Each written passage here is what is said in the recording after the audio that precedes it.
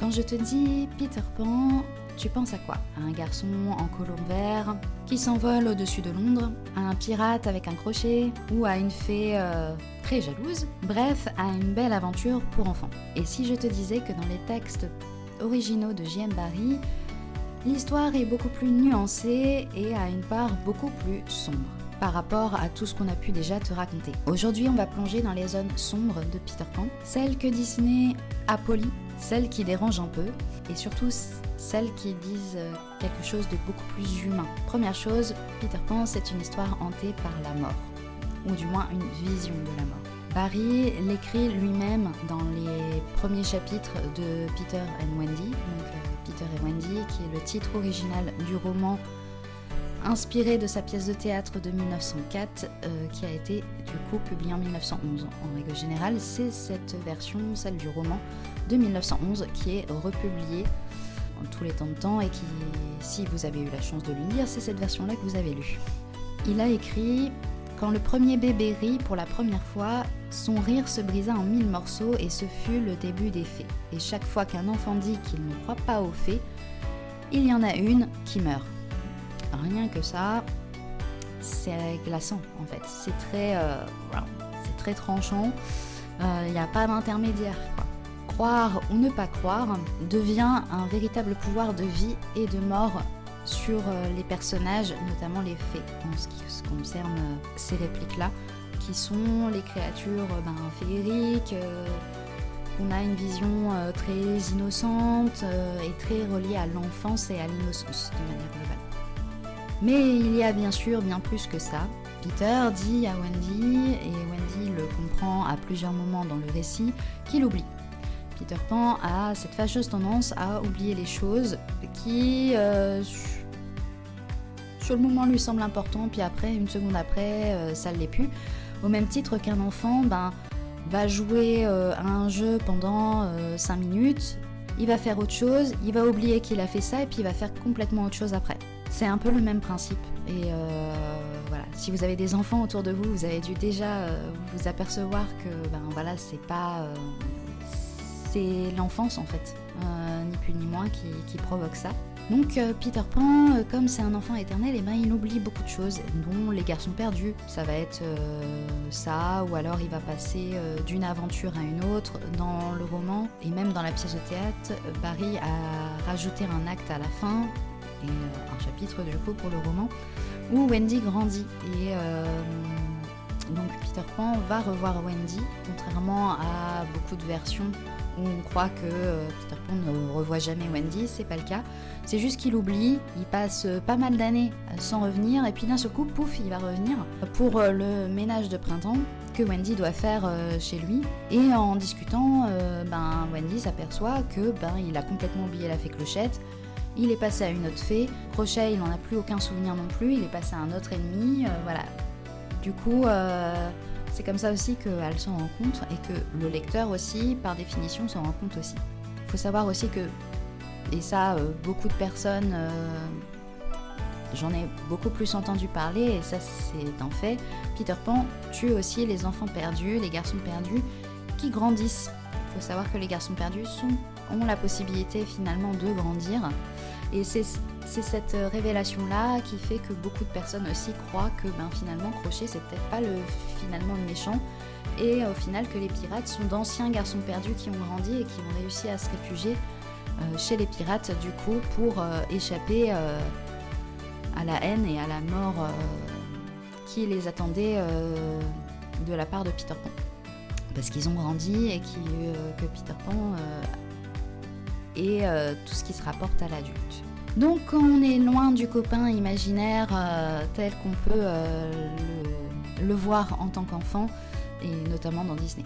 Au-delà de ne plus se souvenir de ses aventures, Peter Pan ne se souvient pas non plus ou pas grand-chose de son passé, notamment de sa mère, ou alors justement c'est le souvenir de sa mère qui provoque un petit peu tous ces problèmes liés à l'âge adulte. Donc c'est un petit peu à double tranchant. Il est comme figé dans un présent sans mémoire, où juste ce qu'il a envie de retenir du présent, on va dire. Pour ceux qui sont familiers un peu avec le tarot, ça me fait beaucoup penser à l'énergie du pendu, comme ça, qui est fixe et qui ne bouge pas au final, qui n'évolue pas ni dans un sens ni dans l'autre. Barry il écrivait aussi que quelque part Peter Pan ne savait même pas aussi ce qu'était vraiment une mère, parce que la sienne il l'a très très peu connue, et ça on le sait aussi grâce à Peter Pan dans les jardins de Kensington, qui sont les quelques chapitres issus du Petit Oiseau Blanc qui parlent de Peter Pan et de comment il est devenu Peter Pan, et on sait ce qui est advenu vis-à-vis de ses parents et notamment de sa mère. En effet, dans le Petit Oiseau Blanc et dans les chapitres qui seront publié indépendamment du Petit Oiseau Blanc plus tard, dans Peter Pan et les Jardins de Kensington, on découvre que Peter Pan est parti de chez lui pour jouer, croyant qu'il pourrait revenir.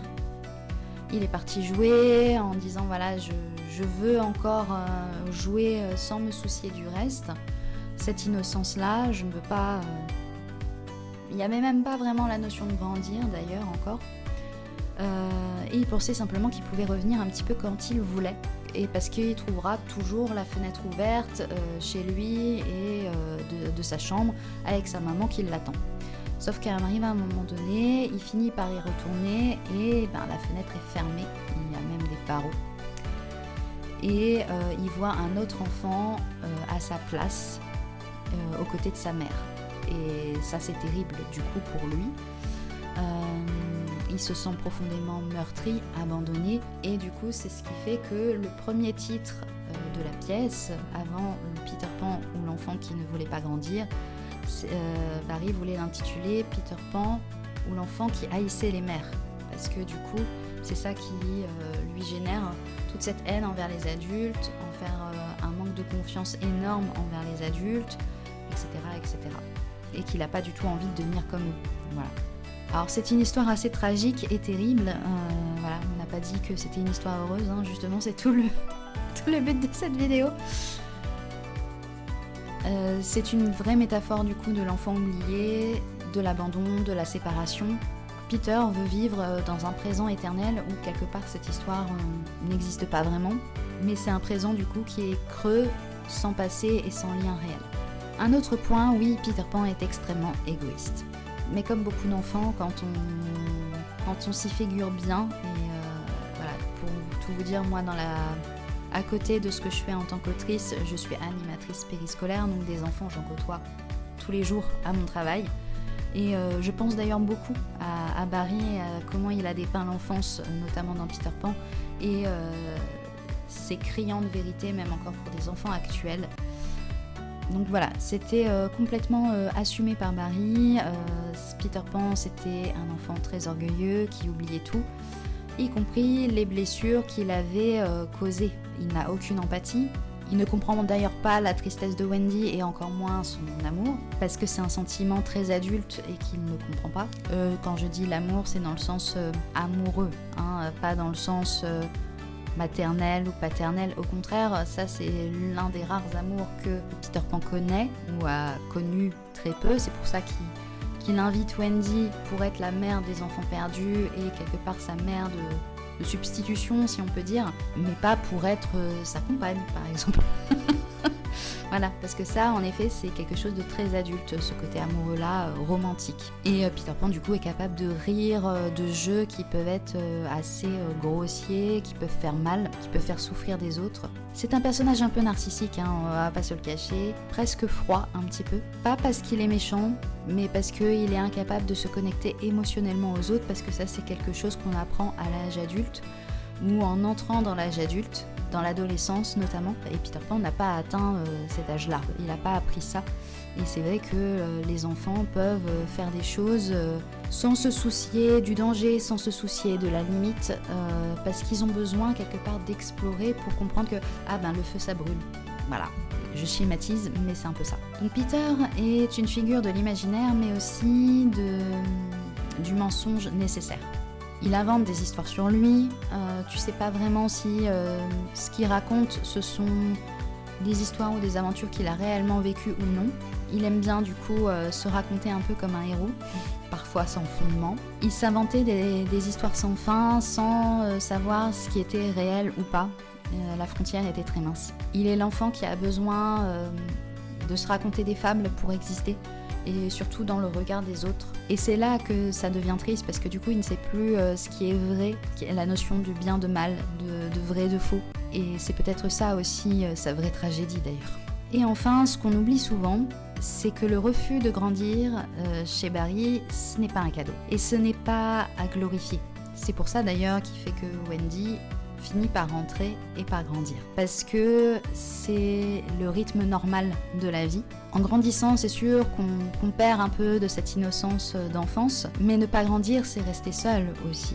À la fin, quand Wendy et ses frères finissent par revenir, ainsi que les garçons perdus, et qui se retrouvent juste seuls derrière la fenêtre à observer cette famille joyeuse réunie avec Clochette, il y a une pointe de mélancolie quelque part dans cette scène où comme l'a écrit J.M. Barrie, vivre doit être une formidable aventure, mais c'est la seule au final que Peter Pan ne vivra jamais. Et c'est son souhait, c'est comme ça qu'il est. Et à la fin, pour reparler de cette partie où Wendy grandit et qui revient la voir des années plus tard, elle est adulte, elle a une fille, et Peter, lui, il n'a pas changé. Donc ce moment est aussi très bouleversant, et on voit aussi à travers les yeux de Wendy qu'elle a oublié comment voler. Parce que à l'âge adulte, on oublie comment faire pour avoir que des pensées heureuses et pouvoir voler sans la moindre difficulté. Il montre que l'éternelle enfance est une fiction, mais aussi une malédiction, un peu douce amère. Faut avouer, la fin de Peter Pan, c'est pas une fin hyper heureuse, c'est une fin douce amère, faut le dire. Peter ne souffre pas, mais il ne vit pas vraiment non plus. Alors oui, Peter Pan, ça fait rêver, mais si tu ouvres les textes originaux de J.M. Barrie, ce que tu trouveras, c'est une histoire qui parle de perte, d'absence, de mémoire, et de l'enfance comme une île à laquelle on ne revient jamais vraiment. Ou alors on peut le voir aussi comme une île qu'on garde au fond de soi, même en tant qu'adulte, du moins c'est ce qu'on espère tous, et à laquelle se réfugier quand il y a des petits couacs, des petits soucis dans la vie. Cette île où, quelque part, c'est notre enfant intérieur qui y vit. C'est pour ça que Barrie, c'est un auteur si unique, et c'est aussi pour ça que j'ai eu envie d'écrire Retrouve-moi à Neverland, mon roman biographique sur la vie de Barrie. Pour explorer aussi ces zones d'ombre qui ne sont pas sans résonance avec ce que lui même a vécu dans sa vie. Si cette vidéo t'a donné envie d'en découvrir plus, tu peux t'abonner à cette chaîne, liker, partager autour de toi. Tu peux découvrir aussi mon roman en lien de la vidéo et le reste des playlists et de mon univers. Ça fait grandir la chaîne et c'est gratuit, ça ne demande que quelques minutes, quelques secondes voire de ton temps. Et surtout, dis-moi en commentaire, est-ce que tu connaissais ces facettes de Peter Pan ou est-ce que tu les as comprises en lisant le roman? On se retrouve bientôt pour une nouvelle vidéo. Bye!